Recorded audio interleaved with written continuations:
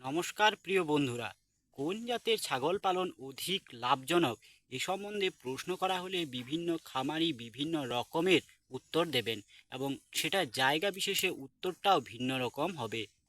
সব জাতের ছাগল পালনই লাভজনক, তা না হলে বড় জাতের বা উন্নত জাতের ছাগল খামারগুলো চলতো না। আপনি কোন জাতের ছাগল নিয়ে ছাগল পালন শুরু করবেন সেটা নির্ভর করবে আপনার এলাকায় কোন জাতের ছাগলের চাহিদা সবচেয়ে বেশি।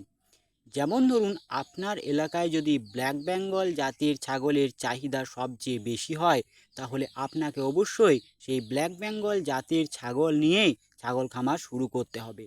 সেখানে যদি আপনি একটা উন্নত জাতের ছাগলের খামার শুরু করেন এবং আপনার খামারে যে সমস্ত ছাগলগুলো উৎপন্ন হবে সেগুলো যদি আপনি আপনার স্থানীয় বাজারে বিক্রি করতে না পারেন, তাহলে আপনার ছাগল খামার থেকে লাভের আশা করা মুশকিল।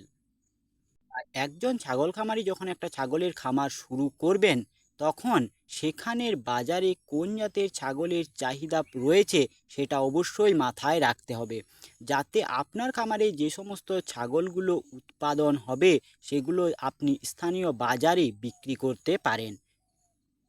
আপনি যখন ব্যবসায়িকভাবে একটা ছাগলের খামার শুরু করবেন, তখন আপনার লক্ষ্য হবে যে আপনার খামারে যে সমস্ত ছাগলগুলো উৎপাদন হবে সেগুলো বিক্রি করে ইনকাম করা।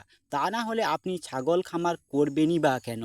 তাই আপনাকে এই বিষয়টি অবশ্যই মাথায় রাখতে হবে যে আপনার খামারে যে সমস্ত বাচ্চাগুলো বা খাসি পাঠা যাই হোক যেগুলো উৎপাদন হবে, সেগুলো যাতে আপনি খুব সহজে বিক্রি করতে পারেন আপনার লোকাল মার্কেটে। আপনি যদি বাণিজ্যিকভাবে একটা ছাগলের খামার শুরু করতে চান, তাহলে আমি বলবো যে ব্ল্যাক বেঙ্গল ছাগলের কোনো বিকল্প নেই।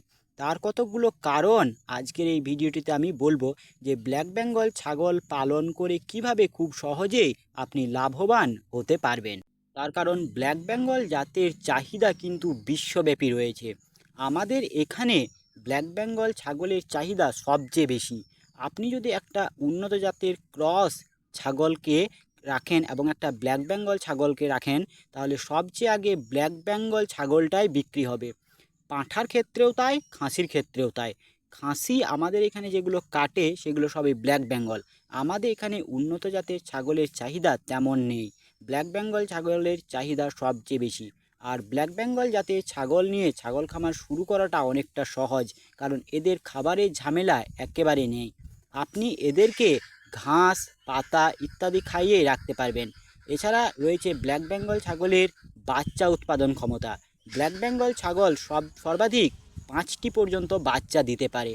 আমাদের এই ব্ল্যাক বেঙ্গল জাতের মা ছাগলটি একসঙ্গে 3টি বাচ্চা দিয়েছে, 2টো মেল একটা ফিমেল। এবং অন্যান্য জাতের ছাগলগুলো সর্বাধিক 2টো বাচ্চা দেয়, তাও বছরে একবার। ব্ল্যাক বেঙ্গল জাতের ছাগলের রোগ প্রতিরোধ ক্ষমতা বা ইমিউনিটি পাওয়ার হলো সবচেয়ে বেশি। এই ছাগল খুব তাড়াতাড়ি রোগাক্রান্ত হয় না এবং এই ছাগল আপনার পরিবেশে খুব তাড়াতাড়ি খাপ খাইয়ে নিতে পারে। গ্রীষ্ম, বর্ষা সব ঋতুতেই এরা আপনার ছাগল খামারে খুব সুন্দরভাবে খাপ খাইয়ে নিতে পারে। ব্ল্যাক বেঙ্গল জাতের ছাগল চড়িয়ে বা স্টল ফিটিংয়ে দু রকমভাবেই আপনি পালন করতে পারবেন। এদের খাওয়ার খরচা একেবারে কম।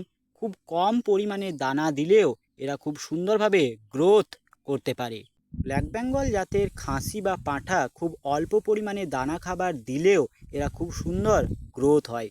এছাড়া এই খাসি বা পাঁঠাগুলো অন্যান্য ফিমেল ছাগলগুলোর সাথে একসঙ্গেই মাঠে চরে, যেখানে উন্নত জাতের ছাগল চরে ঘাস খায় না।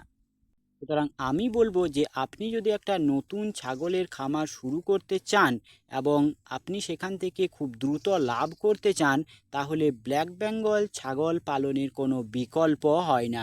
সুতরাং ব্ল্যাক বেঙ্গল জাতের ছাগল নিয়েই সে একটা নতুন খামার শুরু করা উচিত। ভিডিওটি সম্পূর্ণ দেখার জন্য অসংখ্য ধন্যবাদ। আপনার যদি ছাগল পালন সম্বন্ধীয় কোনো প্রশ্ন থেকে থাকে, তাহলে আপনি অবশ্যই কমেন্টের মাধ্যমে আমাকে তা জিজ্ঞেস করতে পারেন বা আপনার মতামত কমেন্টের মাধ্যমে জানাতে ভুলবেন না।